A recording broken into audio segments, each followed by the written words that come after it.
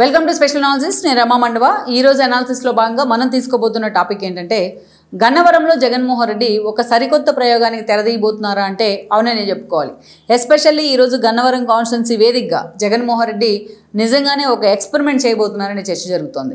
ఎందుకంటే గన్నవరం నియోజకవర్గం గత కొంతకాలంగా వార్తల్లో ఉంటూ వచ్చింది. గత కొంతకాలం అనే కంటే చాలా రోజులుగా వార్తల్లో ఉంటూ వచ్చింది. వంశీ లాంటి ఒక వ్యక్తి అక్కడి నుంచి ఎమ్మెల్యేగా ఉండడంతో ఎప్పుడు కూడా గన్నవరం కాన్స్టిట్యున్సీ వార్తల్లో ఉండేది. ఎందుకంటే బికాస్ ఆఫ్ వంశీ ఆయన చేసిన కాంట్రవర్సీలు ఎప్పుడు కూడా గన్నవరం కాన్స్టిట్యున్సీని వార్తల్లో ఉండేలా చేసేవి. ఇక అక్కడి నుంచి చూసుకున్నట్లయితే ఆయన వైఎస్ఆర్సీపీలోకి వచ్చిన తర్వాత టీడీపీలో ఆయన ఎమ్మెల్యేగా ఉన్నప్పుడు అంతే గన్నవరం కాన్స్టిట్యున్సీ వార్తల్లో ఉండేది. ఒక గన్నవరం నుంచి అతిరథ మహారథులు లాంటి వాళ్ళు అక్కడ ఎమ్మెల్యేలుగా పనిచేశారు. ఎప్పుడు కూడా ఒక రెప్యూటెడ్ కాన్స్టిట్యున్సీగా పేరుంది అది కృష్ణా జిల్లాలోనే. అలాంటి కాన్స్టిట్యున్సీ వంశీ కారణంగా ఎప్పుడు వార్తల్లో ఉంది. ఇక వంశీ వైఎస్ఆర్సీపీలోకి వెళ్ళిన తర్వాత ఆయన బిహేవియర్తో కూడా గన్నవరం కాన్స్టిట్యున్సీ వార్తల్లో ఉంది. ఈరోజు ఏకంగా టీడీపీ అధికారాన్ని చేపట్టిన తర్వాత పార్టీ ఆఫీస్ దహనం కేసులో వంశీ జైలుకి వెళ్ళారు. జైలుకి వెళ్ళిన దగ్గర నుంచి ఏదో ఒక రూపంలో వంశీ వార్తల్లోనే ఉంటూ వచ్చారు. వైఎస్ఆర్సీపీ నుంచి అదే గన్నవరం కూడా వార్తల్లోనే ఉంటూ వచ్చింది. అలాంటి గన్నవరం కాన్స్టిట్యున్సీ మీద జగన్మోహన్ రెడ్డి సీరియస్గా ఫోకస్ పెట్టారనేది ఇప్పుడు ఆ పార్టీ నుంచి వస్తున్న సమాచారం. సీరియస్గా ఫోకస్ పెడతమే కాదు, ఈ రోజున ఆయన గన్నవరం వేదికగా ఒక కొత్త ప్రయోగానికి అయితే తెరదీస్తూ ఉన్నారు. గన్నవరంలో వంశీ ప్లేస్లో ఒక కొత్త అభ్యర్థిని, ఒక కొత్త పార్టీకి సంబంధించి ఒక సమన్వయకర్తను పెట్టేందుకు కూడా ఆయన నిర్ణయం తీసుకోబోతున్నారనేది ఆ పార్టీ నుంచి మనకు వస్తున్న సమాచారం. అయితే ఆ అభ్యర్థి ఎవరు? నిజంగానే ఆ అభ్యర్థి వంశీ ప్లేస్ని రీప్లేస్ చేసే ప్రయత్నం చేస్తారా అంటే అది ఇంకా కాలం నిర్ణయించాలి. బట్ ఆ అభ్యర్థి మాత్రం వంశీ భార్య అయిన పంకజశ్రీనే, వేరెవరో కాదు. సో ఇటీవల కాలంలో తన భర్తని అరెస్ట్ చేసిన దగ్గర నుంచి కూడా వంశీ భార్య ప్రతిరోజు ఏదో ఒక రూపంలో ఆవిడ మీడియా ముందుకు వస్తూనే ఉన్నారు. తన భర్తకి సంబంధించి జైల్లో ఆయన కల్పిస్తున్న ఎమ్యూనిటీస్ గురించి కూడా మాట్లాడుతూ వస్తూ ఉన్నారు. అంతేకాదు అనేక సార్లు వంశీకి సంబంధించి సోషల్ మీడియా వేదికగా దుష్ప్రచారం జరుగుతుందంటూ కూడా దాన్ని ఖండించే ప్రయత్నం చేస్తూ ఆవిడ వార్తల్లోకి ఎక్కారు. ఎందుకంటే వంశీని ఫాలో అవుతున్న ఫాలోయర్స్ కానీ వైఎస్ఆర్సీపీ లీడర్స్ కానీ వంశీ జైలుకి వెళ్ళిన దగ్గర నుంచి కూడా పంకజశ్రీ వెంట నడుస్తున్న పరిస్థితి అయితే కనిపిస్తోంది. అదే స్థాయిలో ఆవిడ కూడా తన భర్త కోసం తన వాయిస్ అయితే వినిపిస్తూ ఉన్నారు. ఇలాంటి సిచ్యువేషన్లో గన్నవరంలో పంకజశ్రీని సమన్వయకర్తగా పెట్టినట్లయితే, గన్నవరంలో ఆమెని పూర్తి స్థాయిలో పార్టీ అభ్యర్థిగా అనౌన్స్ చేసినట్లయితే ఎలా ఉంటుంది అని కూడా జగన్మోహన్ రెడ్డి ఆలోచన చేస్తున్నారు. అయితే ఇట్స్ టూ ఎర్లీ అవుతుంది. ఎందుకంటే ఇంకా ఎన్నికలు ఇంకా 4 సంవత్సరాల పైనే ఉన్నాయి. ఇప్పుడే ఒక అభ్యర్థిని అనౌన్స్ చేయాలా లేదా అనేది మాత్రం ఒక టిపికల్ క్వశ్చనే జగన్మోహన్ రెడ్డికి. కానీ ఇప్పటి నుంచే పంకజశ్రీ పూర్తిగా జనంలోకి వెళ్లే ప్రయత్నం చేసినట్లయితే గన్నవరం లాంటి ఒక టిపికల్ కాన్స్టిట్యున్సీలో పార్టీకి కొంత మహిళా సెంటిమెంట్ అనే ఒక ఎడ్జ్ రావడంతో పాటు వంశీ ఇప్పట్లో జైలు నుంచి వచ్చే అవకాశం మనకు కనిపించట్లా. అటు సిఐడి కస్టడీకి కూడా ఆయన తీసుకున్న పరిస్థితి, రిమాండ్కి వెళ్తున్న పరిస్థితి ఉంది కంటిన్యూగా.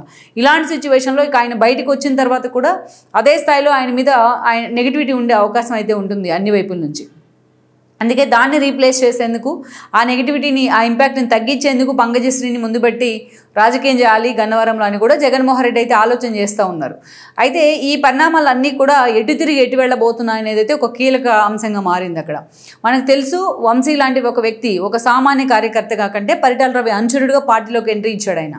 ఈ ఎంట్రీ ఇచ్చిన తర్వాత తన గురువు కొడాలి నాని తరహాలోనే ఆయన కూడా అటు హరికృష్ణకు, జూనియర్ ఎన్టీఆర్కి దగ్గర కావడం, వాళ్ళ కారణంగానే ఆయనకి చంద్రబాబు నాయుడు టికెట్ కేటాయించడం మనకు తెలుసు. 2009 ఎన్నికల్లో వంశీ ఆ రోజున విజయవాడ నుంచి ఎంపీగా పోటీ చేశారు. బట్ ఆ రోజున లగడపాటి చేతిలో, కాంగ్రెస్ నుంచి పోటీ చేసిన లగడపాటి రాజగోపాల్ చేతిలో ఓడిపోవడం జరిగింది.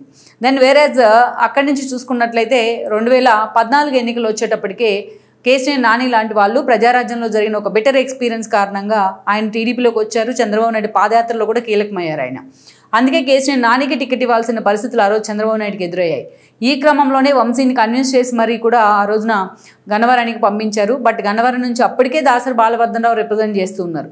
ఆయన కన్విన్స్ చేసి మరీ వంశీని గన్నవరం అభ్యర్థిగా అనౌన్స్ చేశారు చంద్రబాబు నాయుడు. వంశీ అక్కడ దుట్ట రామచంద్రరావు చేతిలో, అంటే ఆ రోజు ఆయన వైఎస్ఆర్సీపీ నుంచి పోటీ చేశారు. వైఎస్ క్లాస్మేట్ కూడా ఆయన, ఒక సౌమ్యుడిగా పేరుంది ఆయనకి గన్నవరం కాన్స్టిట్యున్సీలో, ఒక డాక్టర్ కూడా. అలాంటి దుట్టా చేతిలో వంశీ చాలా స్వల్ప తేడాతో గెలిచి బయటపడ్డారు. బట్ ఎప్పుడు కూడా ఆ రోజు పార్టీ అధికారంలో ఉన్న స్వపక్షంలో విపక్షంలాగే వ్యవహరించేవాళ్ళు. అటు బెజవాడ నడిబొడ్డున జగన్మోహన్ రెడ్డిని ఆలింగనం చేసుకోవడం కానీ, అటు సిపి రామాంజనేయులతో వచ్చిన ఇష్యూస్ కానీ, అనేక రకాలుగా వంశీ ఎప్పుడు కూడా ఏదో దేవినేని ఉమా మీద విమర్శలు కానీ ఏదో ఒక రూపంలో ఎప్పుడూ వార్తల్లోనే ఉండేవాళ్ళు. అలాంటి వంశీకి మరోసారి చంద్రబాబు నాయుడు టికెట్ ఇచ్చే ప్రయత్నం చేశారు 2019లో గన్నవరం టికెట్ని.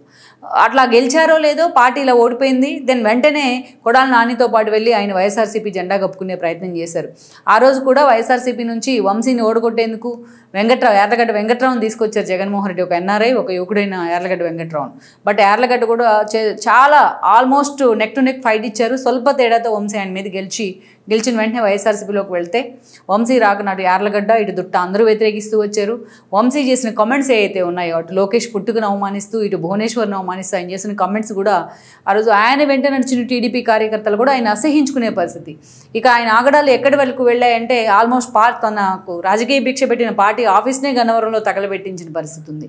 అంతేకాదు ఇక అనేక రకాలుగా వంశీ మాట్లాడిన మాటలు కానీ, జూనియర్ ఎన్టీఆర్ని ప్యాంపర్ చేస్తూ లోకేష్ మీద ఆయన వెళ్ళగక్కిన విషయం కానీ, ఇవన్నీ చాలాసార్లు చంద్రబాబు నాయుడు కన్నీళ్ళు పెట్టుకునేదాకా కూడా ఇలాంటి పరిస్థితులు వెళ్తూ వచ్చాయి. ఇక ఇలాంటి సిచ్యువేషన్లో వంశీ లాంటి వాడు వైఎస్ఆర్సీపీలో ఉంటే తనకు టికెట్ దక్కదనుకున్న యార్లగడ్డ టీడీపీలోకి వెళ్ళడం జరిగింది. టీడీపీ ఆయనకి రెడ్ కార్పెట్ వేసింది. ఎమ్మెల్యే టికెట్ అనౌన్స్ చేశారు లోకేష్ పాదయాత్రలోనే. ఈరోజు ఆయన ఎమ్మెల్యే అయ్యి ఉన్నారు. వంశీ కంటే చాలా జూనియర్ అయిన యార్లగడ్డ ఆయన ఓడించి మరి ఈరోజు ఎమ్మెల్యే కావడం జరిగింది. ఇక ఓడక ముందు మరొక లెక్క, ఓడిపోయిన తర్వాత మరొక లెక్క అన్నట్టు కూడా వంశీ పరిస్థితి తయారైంది. ఈరోజు తన క్లోజ్ ఫ్రెండ్స్ అనుకున్న కొడాలి నాని లాంటి వాళ్ళే వంశీకి అండగా నిలబడలేని పరిస్థితులు ఉన్నాయి. ఈరోజు ఆయన పార్టీ ఆఫీస్ తగలబెట్టిన కేసు కావచ్చు, సత్యవర్ధన్ కిడ్నాప్ కేసు కావచ్చు, సంకల్ప సిద్ధి ఇలాంటి స్కామ్స్ కావచ్చు, ఇలాంటి చాలా కేసులు ఉన్నాయి వంశీ మీద. వన్స్ ఈరోజు ఆయన అరెస్ట్ అయిన తర్వాత బయటికి తీస్తే దాదాపు 150 క్రిమినల్ కేసులు ఉన్నాయి ఆయన మీద. మొత్తం పోలీసులు అన్నీ ఒక్కొక్కటి బయటకు వదులుతూ ఉన్నారు. ఈరోజు కంటిన్యూగా ఆయన రిమాండ్ కూడా ఇస్తున్న పరిస్థితి అయితే ఉంది. అప్పటి నుంచి కూడా వాళ్ళ వైఫ్ వంశీ తరపున ఎవరైనా ఏకైక వాయిస్ వినిపిస్తున్న వ్యక్తి ఎవరైనా ఉన్నారంటే అది పంకజశ్రీ మాత్రమే. ఎందుకంటే ఇంతమంది పార్టీలో ఆయన క్లోజ్ ఫ్రెండ్స్ ఉన్నారు, ఎవరూ బయటికి రావట్లేదు. ఇంతమంది జగన్మోహన్ రెడ్డి లాంటి వాళ్ళు వచ్చి ఊరికైనా పరామర్శించి ఒక సెకండ్ మాట్లాడి వెళ్ళిపోవడం తప్ప వంశీకి సంబంధించిన మిగతా యాక్టివిటీస్లో ఎక్కడా కూడా జగన్మోహన్ రెడ్డి ఇన్వాల్వ్ చేయించట్లేదు, తన పార్టీ క్యాడర్ను కానీ తన వాయిస్ను కానీ. ఇక పంకజశ్రీ మాత్రమే తన భర్త కోసం ఆవిడ ఫైట్ చేస్తూ ఉన్నారు, ఏదో రూపంలో వార్తల్లో ఉంటున్నారు. ఈ క్రమంలోనే గన్నవరంలో వైఎస్ఆర్సీపీ పరిస్థితి ఏంటి అనేది చాలా రోజులుగా నడుస్తుంది. వంశీ జైలుకి వెళ్ళిన దగ్గర నుంచి, ఆయన ఓడిపోయిన దగ్గర నుంచి. ఇక అందుకే గతంలో గన్నవరం టికెట్ను ఇదే శంకర్ పద్మశ్రీ అడుగున్నారు. టీడీపీ నుంచి కూడా అడిగారు ఆవిడ, కాంగ్రెస్లో ఉన్నారు, అటు షర్మిలను కూడా ఆవిడ వ్యతిరేకిస్తూ వచ్చారు. టీడీపీ నుంచి అడిగిన అవకాశం అయితే ఆమెకు దక్కలేదు. అదేవిధంగా ఆమె వైఎస్ఆర్సీపీలో కూడా గతంలో ట్రై చేశారనే కొంత వాదన అయితే వినిపించింది. ఇక ఇటీవల కాలంలో ఆమె పూర్తి స్థాయిలో గన్నవరం టికెట్ మీద ఫోకస్ పెట్టారు. గన్నవరం నుంచి పోటీ చేయడానికి ఆమె ఇష్టపడతా ఉన్నారనేది అయితే జరుగుతున్న చర్చ. ఇక జగన్మోహన్ రెడ్డి కూడా ఒక దశలో శంకర్ పద్మశ్రీకి పెద్దపేట వేస్తారనే ప్రచారం కూడా జరిగింది. కానీ ఈరోజు పంకజశ్రీని చూసిన తర్వాత, ఆమె వాయిస్ చూసిన తర్వాత, ఇటు వంశీ ఫాలోయర్స్ ఆమెను ఫాలో అవుతున్న విధానం చూసిన తర్వాత జగన్మోహన్ రెడ్డి తన ఆలోచన మార్చుకున్నారు. ఈ క్రమంలోనే పంకజశ్రీని గన్నవరం వైసీపీ సమన్వయకర్తగా పెట్టేందుకు జగన్మోహన్ రెడ్డి నిర్ణయం తీసుకోబోతున్నారు అనేది అయితే ఆ పార్టీ నుంచి మనకు వస్తున్న సమాచారం. మరి లెట్స్ సీ. ఎందుకంటే వంశీ ఇప్పట్లో జైలు నుంచి వచ్చే అవకాశం లేదు కాబట్టి జగన్మోహన్ రెడ్డి ఆ దిశగా వంశీ అభిమానులు ఆ సెంటిమెంట్ను కంటిన్యూ చేయాలంటే పంకజశ్రీనే కరెక్ట్ అని జగన్మోహన్ రెడ్డి ఆలోచన చేస్తున్నారు. లెట్స్ సీ మరి ఆయన పంకజశ్రీ విషయంలో తీసుకున్న నిర్ణయం ఎంతవరకు గన్నవరంలో వైఎస్ఆర్సీపీకి ఎడ్జ్ తీసుకుంటుంది అనేది కూడా మనం చూడాల్సి ఉంది. ఈ వీడియో మీకు నచ్చినట్లయితే please share, like and subscribe R24 Telugu.